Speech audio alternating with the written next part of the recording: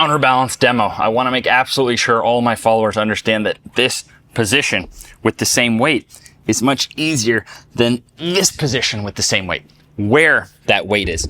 This is how I have all 100 of my students able to get a deep squat without pain. That's a 25-pound plate.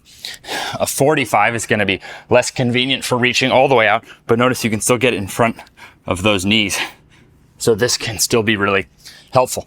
A kettlebell I think of as optional, not as user-friendly for all the way out, but again, really nice in this mid-range. Then a dumbbell is really nice for going even heavier. The heaviest one up here is 60. Again, it's tighter to the body now though than the previous spot, not as convenient for reaching all the way out. Also worth noting that all faculty can get into a deep squat with that counterbalance or with assistance. There's nothing wrong with a slow and steady approach. And the heel elevation is both for convenience and to assist with knee development. I don't have to squat with heel elevation. It helps me to get a little more knee development and it helps a lot of people to get lower. We have separate exercises where we're working on these mobilities as well. For most people, plate and dumbbell are going to be enough for their goals. However, for more extreme knee demands, it's worth getting even more knee ability. The weight behind the back for someone who has extreme knee demands but doesn't have a squat rack or doesn't want to squat with a bar, on the toes, full range of motion is valid. George Hackenschmidt, who popularized this, was jumping over chairs until his mid-80s. Squat racks didn't even exist yet, and the hack machines they then made in gyms actually allow most people to go like this and are not at all designed to mimic the position that he trained. And with even 200 pounds, you can see the advantage of a bar because I've only got a 60-pound dumbbell in here.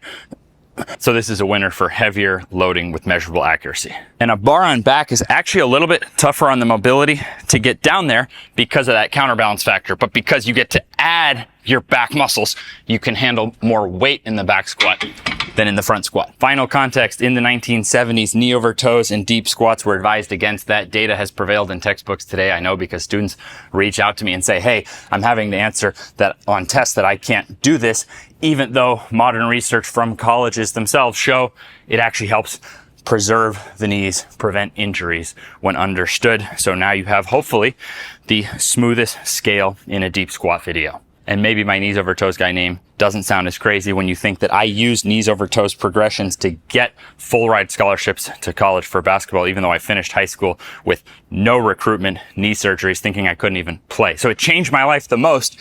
And then I'm in college being told I'm not going to be able to do that. So here I am.